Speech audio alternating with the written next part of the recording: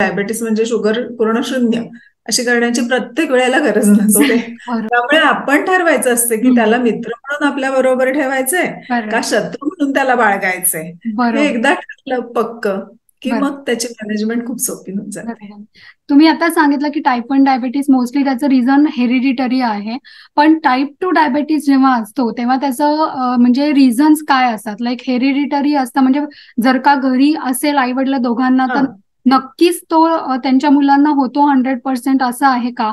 नंतर लाईफस्टाईल जसं तुम्ही म्हणला स्ट्रेस, टेन्शन किंवा लठ्ठपणा वगैरे ह्या गोष्टींमुळे होतो. म्हणजे एखादी व्यक्ती लठ्ठ असेल तर तिला अरे तुला डायबिटीस होऊ शकतो, बारीक हो असं म्हणजे असतं का असं की लठ्ठ असेल तर आणि हो एखादी हो व्यक्ती बारीक असेल तर तिला होणार नाही असंही उलट काही आहे का? असंही काही नाही, काहीच नाही.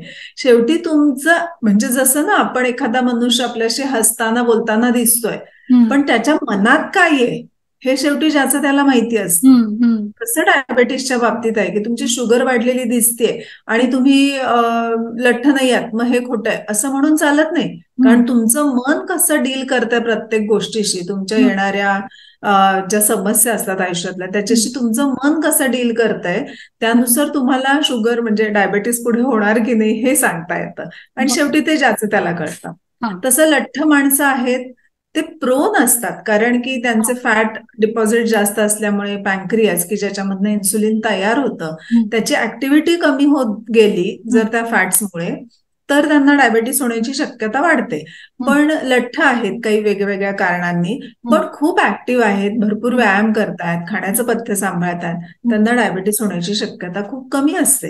हम्म. पण खूप बारीक मनुष्य आहे, हम्म. खातोय सुद्धा बेताचं, हम्म. पण खूप टेन्शन्स आहे.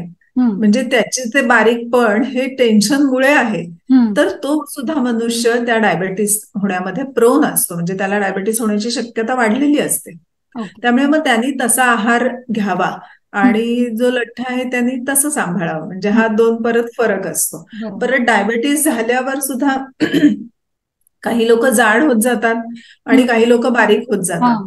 हम्म. त्याच्यामध्ये पण मग आहारामध्ये नियंत्रण हे तुमचं वेगवेगळ्या प्रकारे करावं लागतं. म्हणजे आपण टाईप 1 टाईप 2 हे जरी लक्षात आलं तरी सुद्धा मी शुगर डिटेक्ट झाल्यावर मी बारीक होतीये कारण हम्म. शुगर डिटेक्ट झाली मी जाड होतीये हे हम्म. बघून हो. त्याच्यामध्ये पथ्य सांभाळणं बरोबर. गरजेचं असतं. म्हणजे डायबेटीस म्हणजे शुगर पूर्ण शून्य अशी करण्याची प्रत्येक वेळेला गरज नसते.